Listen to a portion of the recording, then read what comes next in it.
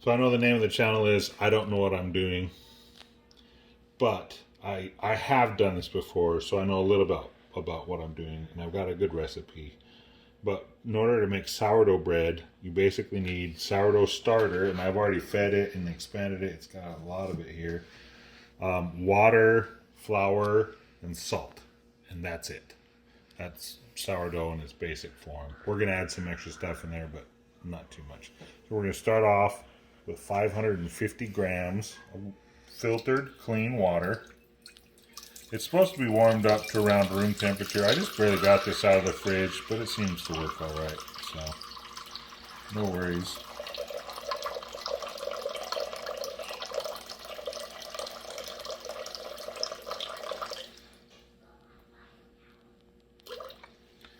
Oh, 553 grams. Oh. And to this, we're going to add our sourdough starter. Now, one of the things that we're going to do is we're going to test this sourdough starter before we add all of it. Let me zero out the scale,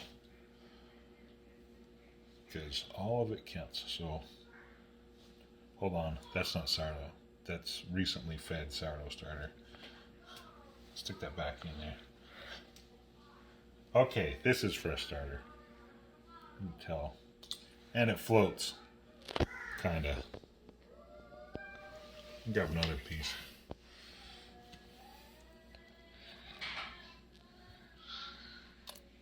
Oh, see that? Floats. Floats just great. So we're going to add 300 grams of this sourdough starter. I've already got 40 grams in there right now. That's about how much we're going to need.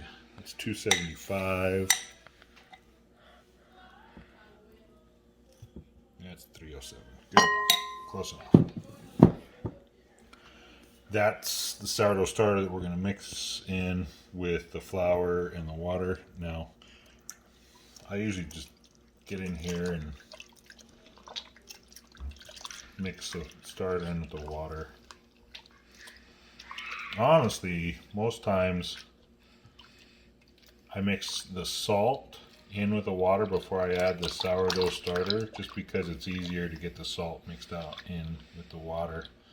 But we're going to do it right this time, and the right way is you don't add the salt until you're first stretching and pulling and folding.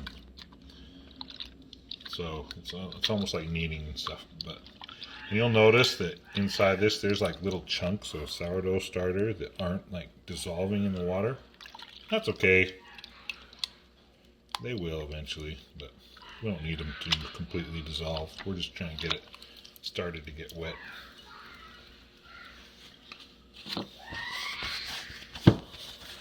To this, we're going to add 800 grams of flour. Now, I don't know the difference between the different types of flour. This flour is actually bread flour. Apparently, that's not widely available. All-purpose flour works just as great. This is the first time I've ever actually used bread flour. I normally use all-purpose flour, but it's going to be kind of a lot of flour.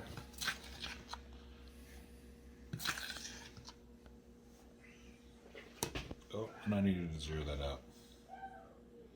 Okay.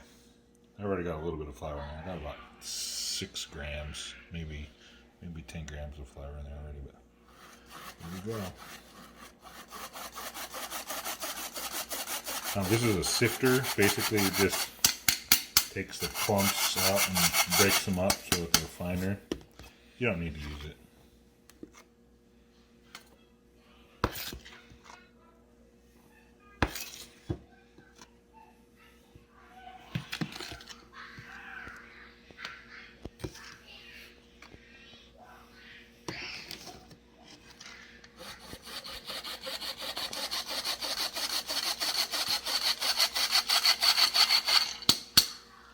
Seven hundred more grams. So that's like 2 more of these heaped in. 1/3 cup.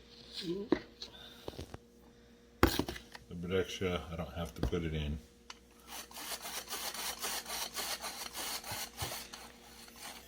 There we are. 800. And all the rest of that gets sifted back in the bucket. Don't ever wash your sifter, otherwise it gets rust in it.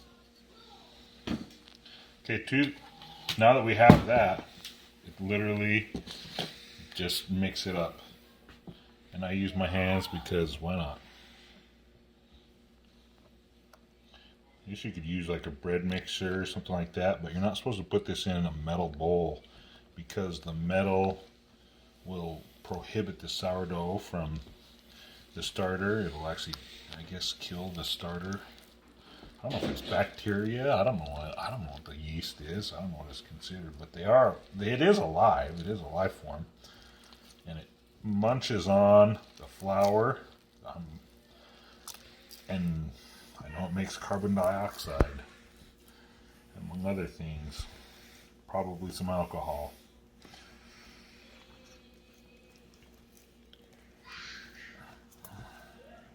But the carbon dioxide is what makes the bread rise. So you'll notice how it's pretty sticky right now. It's not well mixed in yet, basically, and there's some dry stuff right here. This is what we're trying to get rid of, is the dry stuff. It has to get mixed in. Get the sticky mixed in with the dry, get it about the same consistency. We're not really trying to knead it yet and activate all the glutens and all the proteins and whatnot. There's still a bunch of dry down there in the bottom of the bowl.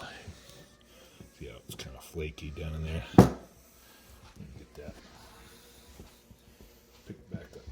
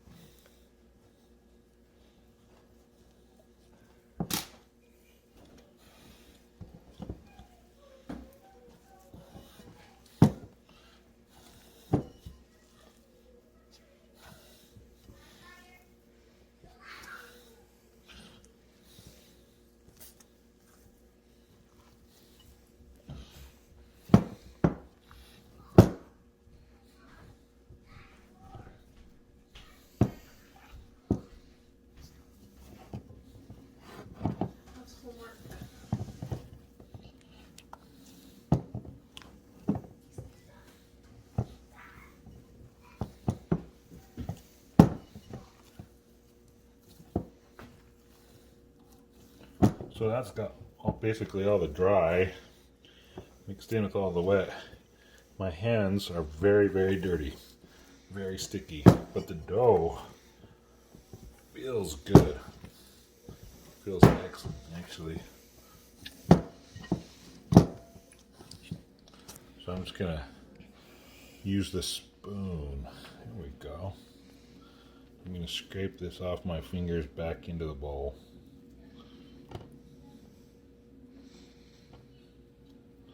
I want to keep most of the dough in the bowl.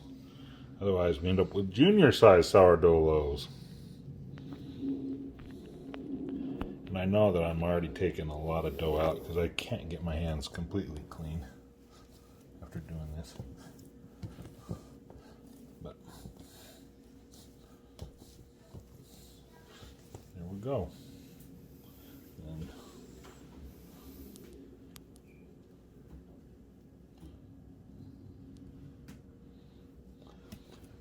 okay, this is step one. This is the initial mix of the sourdough starter, the flour, and the water. Now we have to wait 30 to 45 minutes. Let this just sit, and then we're going to start our stretching and folding on it. Okay, ready? Here we are. We're going to add, this is the first stretch and fold. This is where we add the salt, and we're going to stretch and fold it as well. So, zeroed out my scale. We're going to add 20 milligrams of salt. Now, the real reason I didn't add salt earlier is because I had to go to the store and buy it.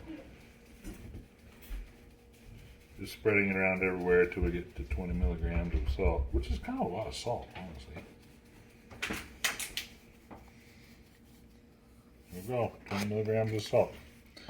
And there are tricks to not getting your hands all sticky and everything. I'm going to try one of them, which is powdering your fingers with flour. I'm just gonna let that drip over it. I got flour on, and it's supposed to make it to where the dough doesn't stick to me, but we'll see. This dough, the top isn't sticky, but when I'm getting down into the underneath, it's sticky.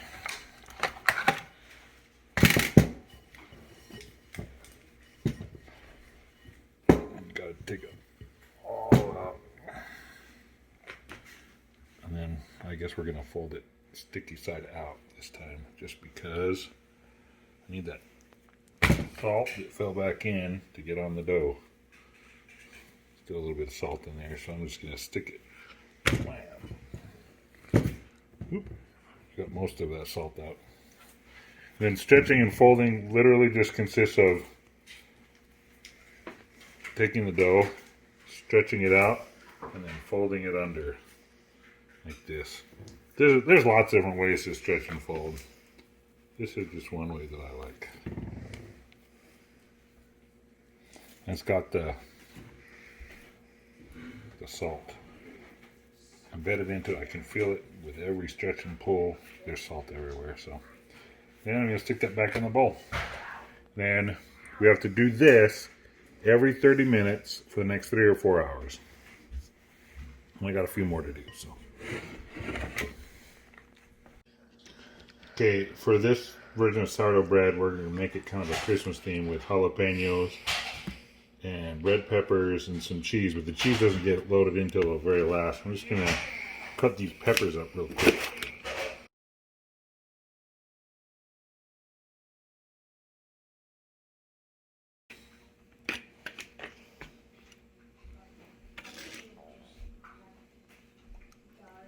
Delicious.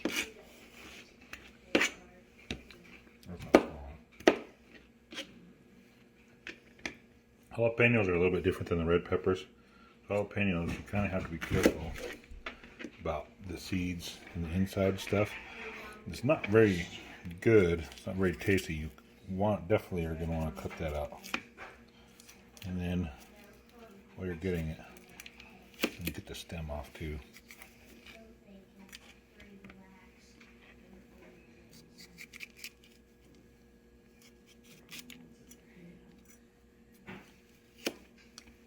And then we're missing a little bit of that jalapeno, but not too much. Let's rip off these seeds. I'm not going to add too much.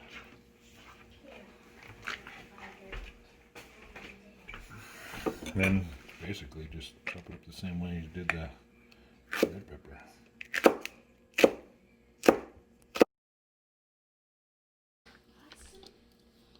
Oops, look at that. He's like, I want to live, I don't want it chopped up. There we go. So, for this loaf of bread, we still need to add the salt, so I'm going to do that. Put it on my scale, turn it on, clear it out. Add in 20 grams of salt.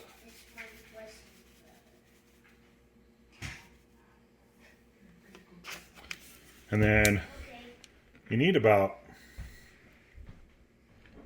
well, when I've done this before, I've done between 25 and 50 grams of peppers to it. So like 25 of the red and 25 of the jalapeno. But I like the jalapeno flavor. So I'm going to add like 45 grams of that and about the same amount of red pepper.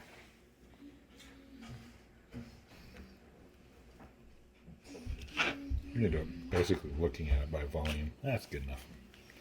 And then, like the other ones, fold that in. This dough seems a little bit not as sticky. Hopefully it won't be too bad.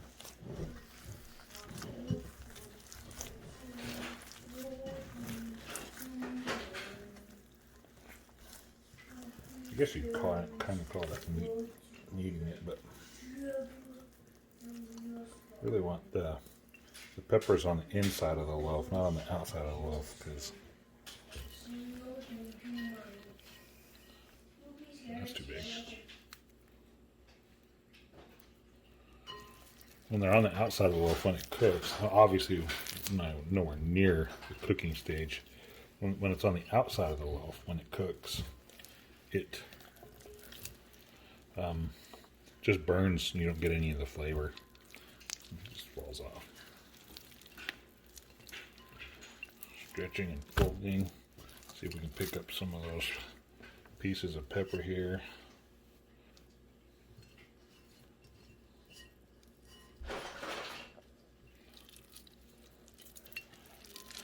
This is really sticky dough. And my hands are slightly wet. And it's not sticking to the dough at all. So, it seems to be a better method than powdering them with flour. Maybe it's just the dough. Who knows? Okay. I don't know. Somebody out there knows more than I do, though. So that's that. I'm just going to let that sit and grow and let those little yeast guys consume flour and grow. Apparently I have a little micro cut right there because I can really feel the salt getting into it. So that's fun. Yeah, there we go. There's that. And I got a couple more to do, so I'm going to chop up some more jalapenos now. So I think I double salted this dough because this was the same bowl that we used for both mixing in the original one and for just the salt, but we'll try it out. Actually, it comes out real easy. I did keep my hands just a little bit wet this time. Orange peas and two orange plums.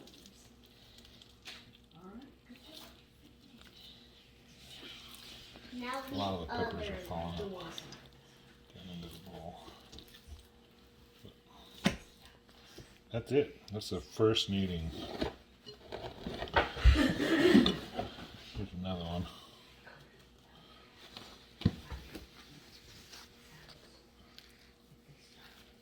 A bit stickier.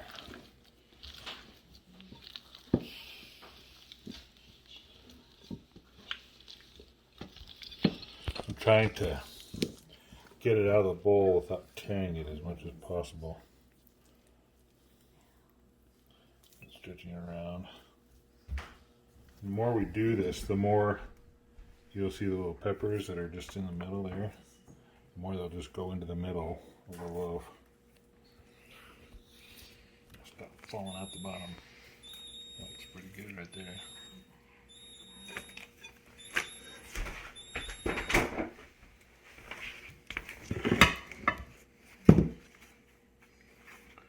This one I don't have peppers in. I'm going to do that one last actually. That's the one I did last time.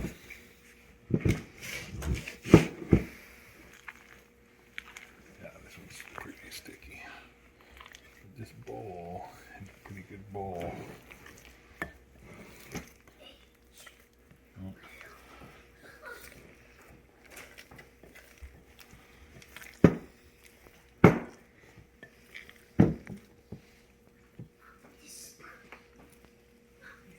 Yeah, really sticky.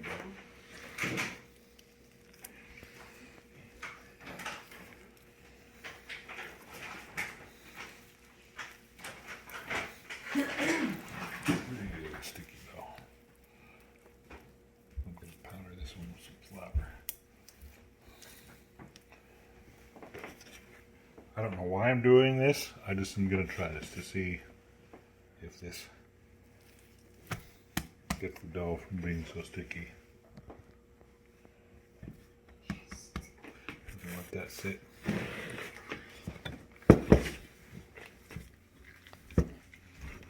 It doesn't have the peppers, just so.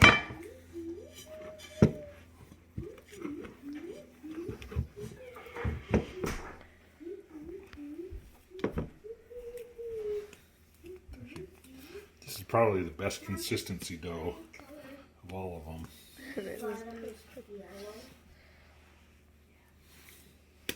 And the idea, see how I tore it a little bit right there? I don't want to tear it. I just want to stretch it.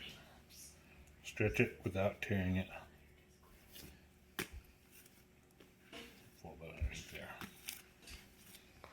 there. And there's that. So that's fold number 1 of many. Okay, this is the second fold. Came out of the bowl really good.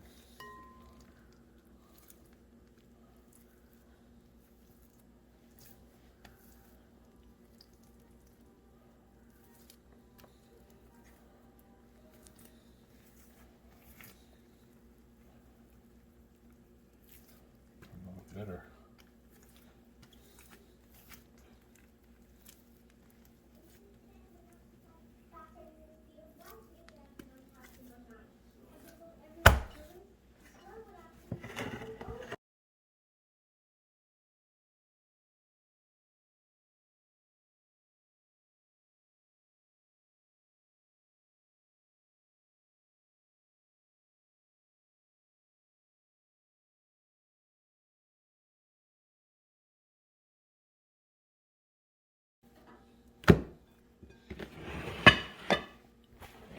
This is when we put the flour on top underneath to see if we could get to be less sticky. Let's see if that did anything. Come out of the bowl. Pretty good. I don't think I did enough flour to really mess it with anything. You look how sticky that is.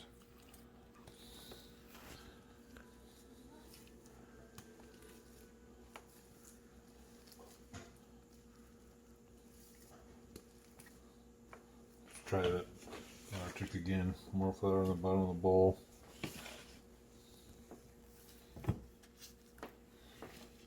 More flour on the top of this thing.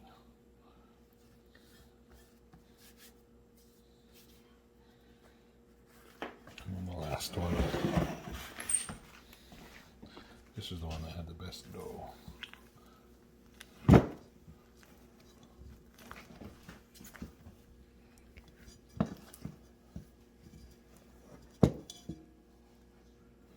It's not supposed to have any peppers in it though.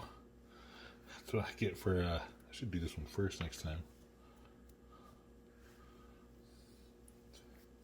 Obviously getting some cross contamination here.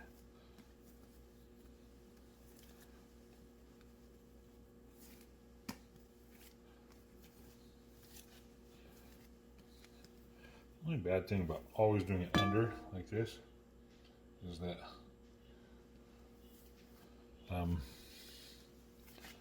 you'll get air bubbles that form on the top of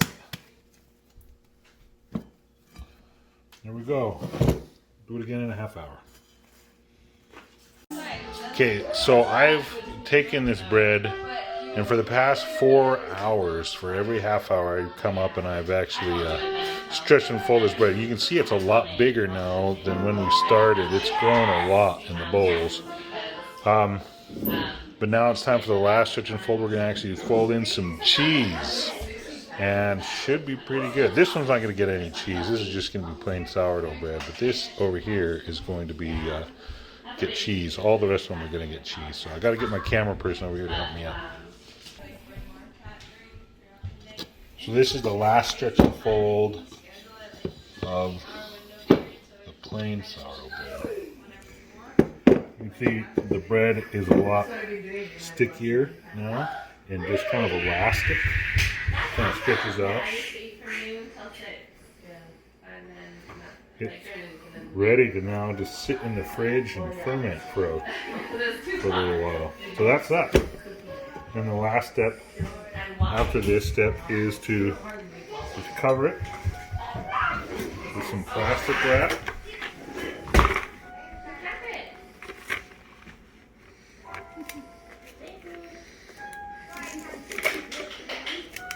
And then stick it in the refrigerator and put it in the fridge for either anywhere from overnight to 2 days.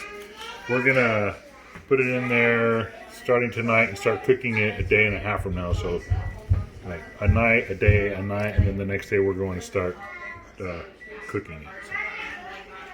So The jalapeno is actually going to get cheese added to it. It's going to jalapeno cheddar cheese bread. Now for this much bread that we made, it takes 2/3 cups of cheese. Now typically, when I make this for just me and my family, we only do a half batch and then do 1/3 of a cup and then half the jalapenos and everything. But I'm making this as gifts, so it's going to be given away, so I'm making a lot of it. I'm making big. And what I'm doing here is just kind of folding the inside. This does make creases of cheese in the middle of the bread dough, so you'll have these veins of cheese that get melted in.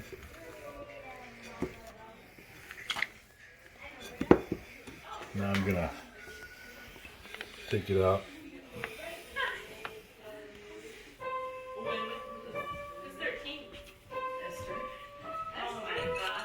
Oh, look, all the cheese all fell out of there. You're probably my favorite 13-year-old. At least that's not being recorded. Oh, yeah. I mean, I love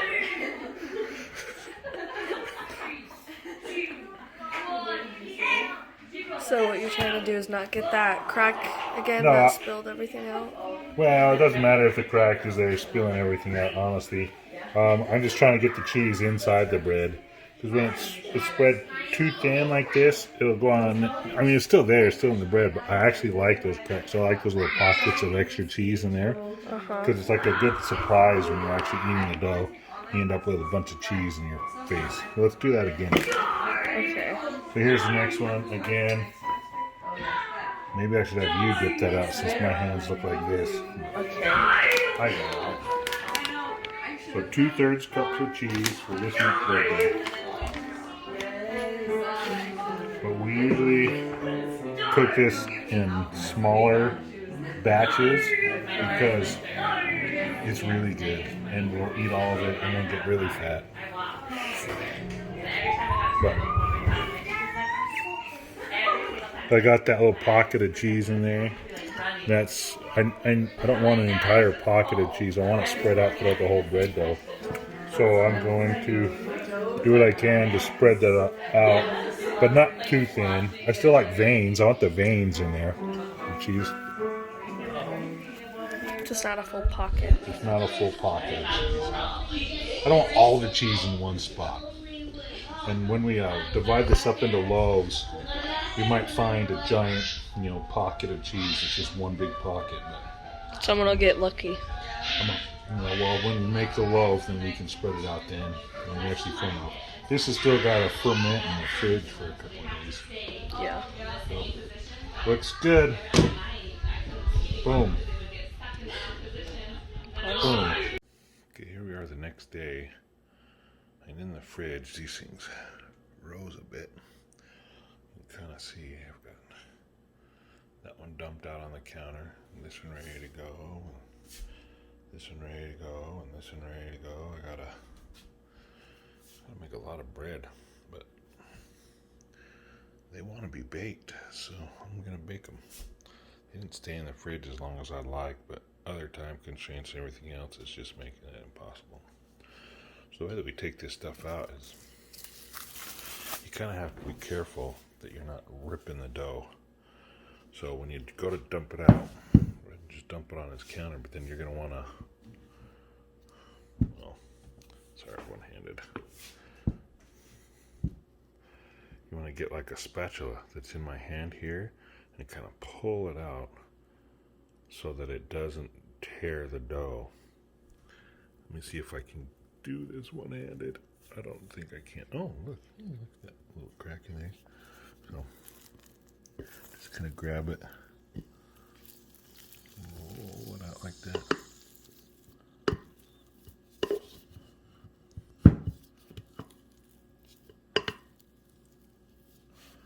And I'm gonna need to get a camera person.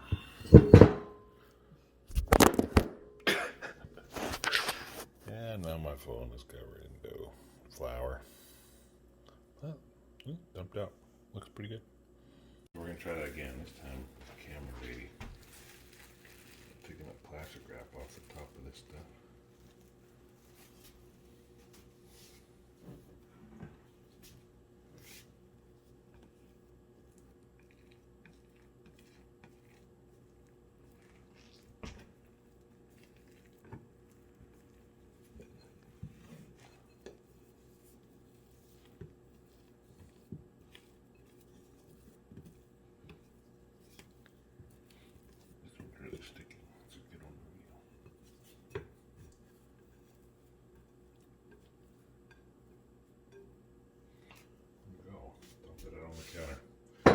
just got to sit there and rest for a half hour before we divide it in half, form the loaf, and then let it rise for its final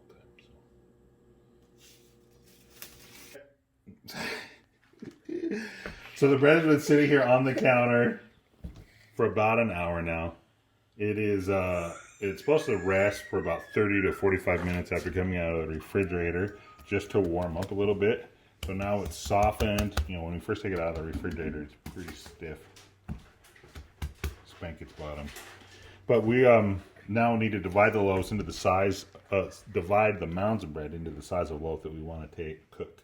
Now I do 2 big loaves, but you can make up to 6 small loaves if you have small loaf pans that you want to bake it in for dividing into gifts and stuff. But I'm just going to do all these in half. So I use a meat cleaver because that's what I have. I think a better tool might be one of those pastry knives that have a similar shape, big square piece of metal with a little handle on the end that you can do like that. Anyways, that's what I use because this is what I have.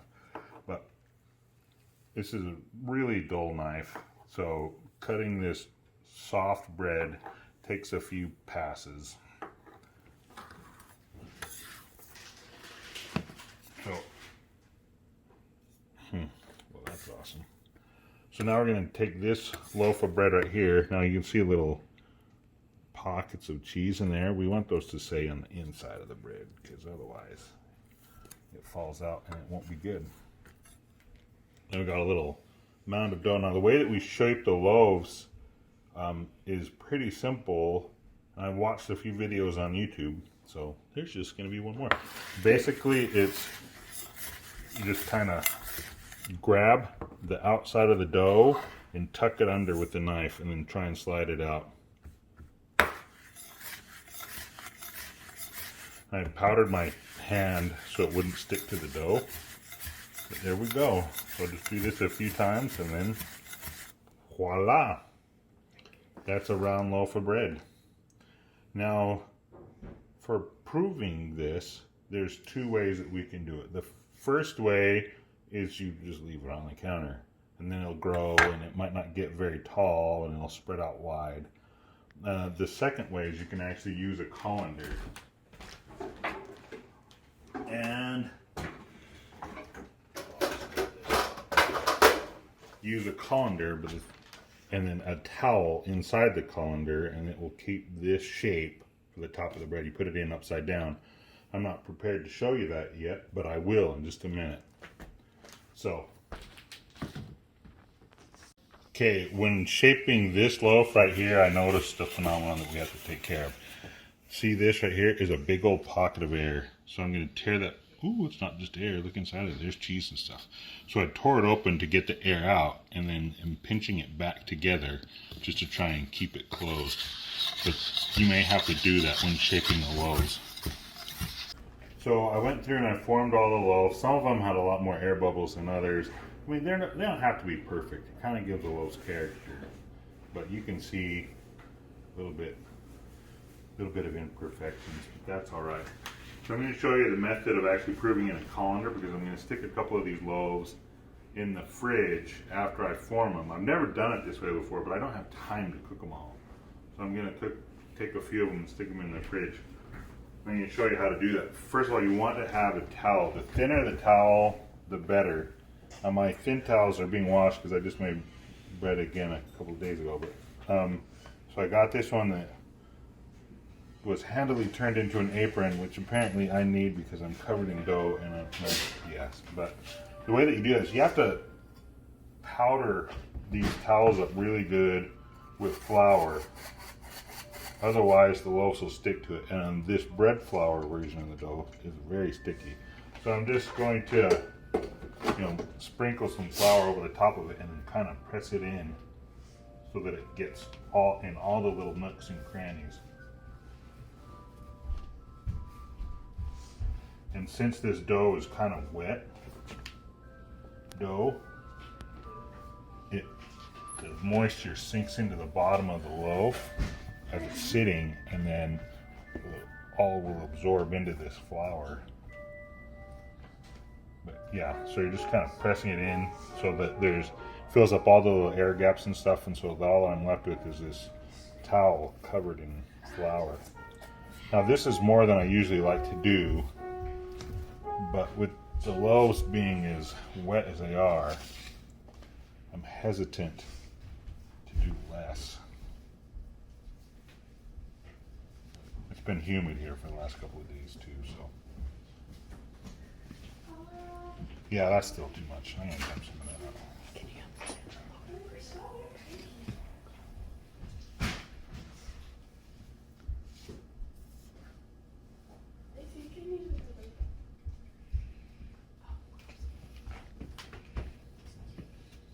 Then what? Basically, you take your dough. You're gonna take it and stick it in the basket upside down. Now that's actually a really very good-looking bottom of a piece of dough. Usually, when you turn them over, I'll show over here. You see all the folds and the creases, which is fine because when you put it in the pan to bake it, you're gonna put it this side down to bake it, and then it's going to grow and fill in those cracks and stuff, and it just gives the bottom of the loaf a little bit of character. This is actually exceptionally smooth. Then just kind of put the towel over it so other crap besides the flour doesn't go in. And then I'm going to stick this in the fridge, and I'm going to wait to cook it tomorrow. Okay, here we are getting ready to heat up the oven to cook the loaves of bread. So, need to turn on the oven. 450 degrees.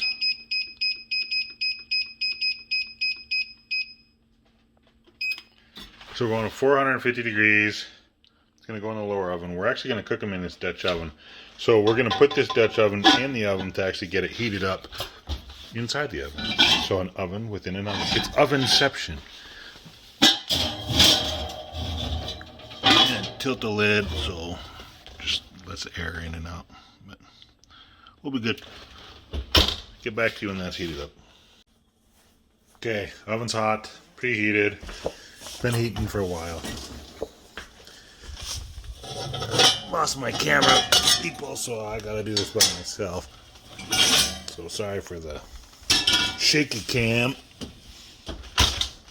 There's the Dutch oven. I'm gonna grab a loaf of bread here. Stick it in there. Let me see if I can do this one-handed. I don't know. I don't think I'm going to be able to. It's stuck to the counter a little bit. But you notice that they've grown a bit. Well, I'm going to have to put this down. I need a tripod or something. Okay. So I just picked it up using that knife as kind of a spatula and my hands and put it in there. So one of the things that you have to do with the bread before you start baking it is you need to cut in some relief cuts in there. So since it's Christmas time, I'm going to try and do a little Christmas leaf in it, or Christmas tree. We'll see how it works out. The reason why you put the relief cuts in there is because steam is going to escape. The water that's inside of this bread is going to come out. We're just trying to direct where it comes out. This is, they have these really cool knives that make this really simple so you don't just destroy the loaf. I don't have those really cool knives, so I've got to use serrated edges. And it's my kitchen knife to try and get this. I could try and use like a razor blade. I actually had some out here the other day that I tried, and that is not even. Well, that looks terrible. Anyways, we'll put it in the oven, and we will see how it looks when we take it out. So leave it covered now. We're going to put it in for 30 minutes, and then we uncover it and cook it for 15 minutes. So I'll show you when we uncover it. Timer's going off. It means time for us to take the lid off. Here we go. Now you're gonna look at that and you think, oh, that's a nice golden brown color. Oh, it looks so good.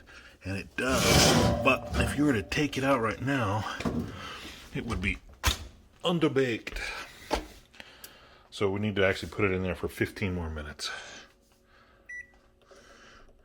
And then get the crust a nice deep dark color. So back in the oven. Okay, timer's done. Let's take a look at our bread. We're looking for a nice darkish brown color. So that is a beautiful golden brown, but it's not quite dark enough yet. We're gonna put it in for another 3 minutes.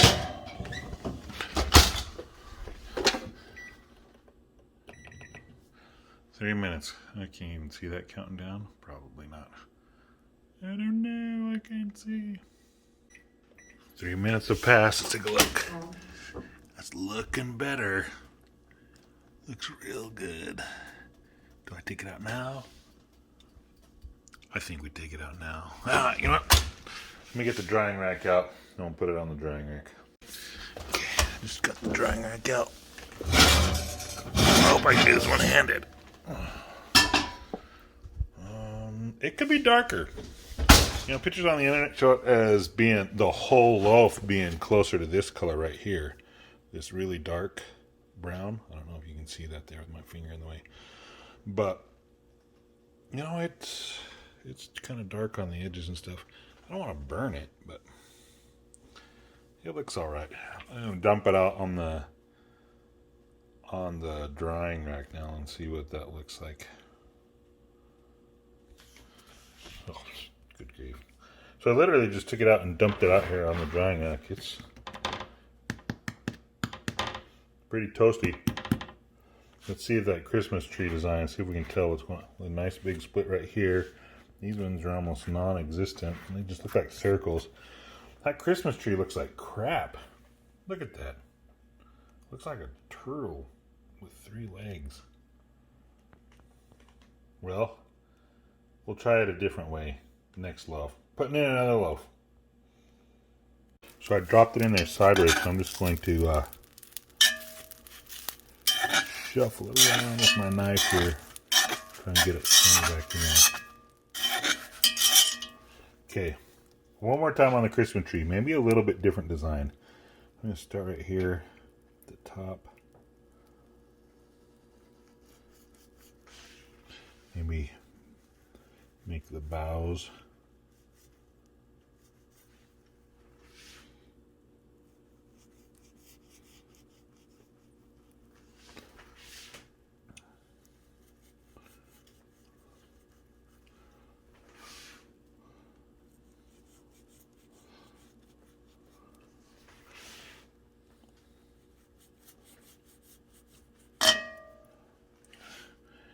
Have the, I'm probably doing a really crappy job filming. I lost my camera crew.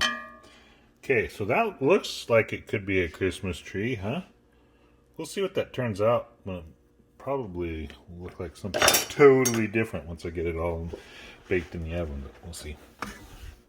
Lid on, going in the oven. Got to turn the camera off now. Okay, next one.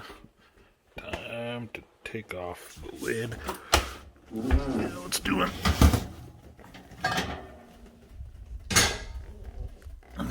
Ooh, pale golden, very tapestry. That just looks like a leaf or something. No Christmas tree. That's all right. 15 more minutes. There we go. Timer that I can't see. Oh, I can see it. Okay, timer's going off. Shut up, timer. Oh, one-handed, get my lid on. Let's take a look. Oh, that's pretty, that is. Looks nothing like a Christmas tree, but it's pretty. Let's pull it out.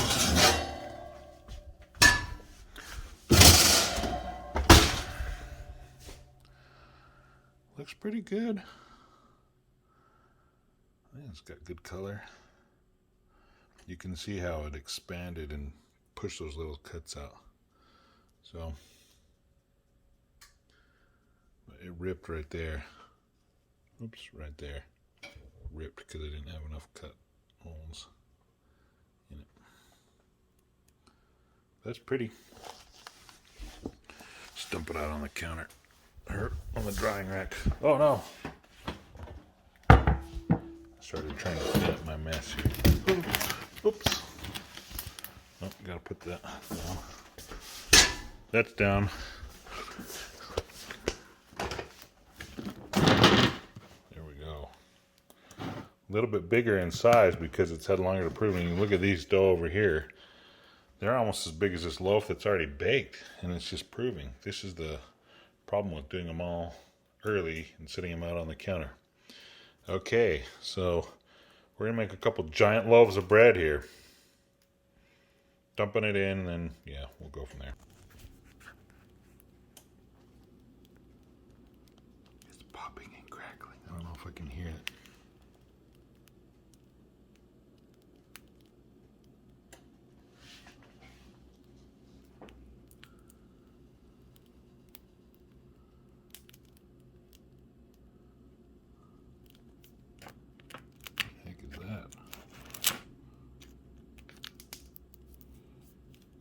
What that was.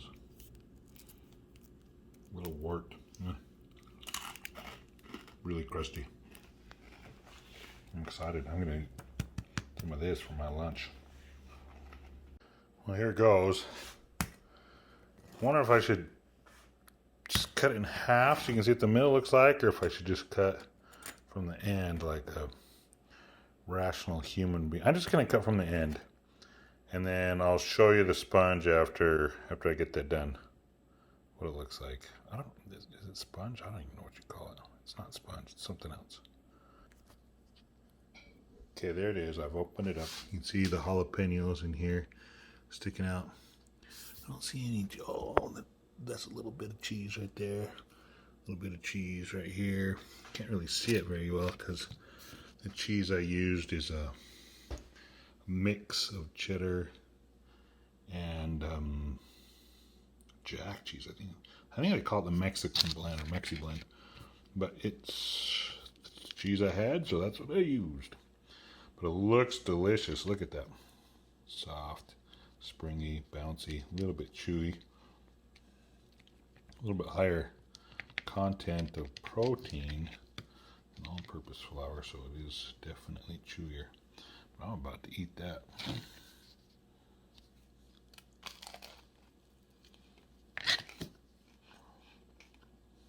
That's good. That's real good. That's delicious.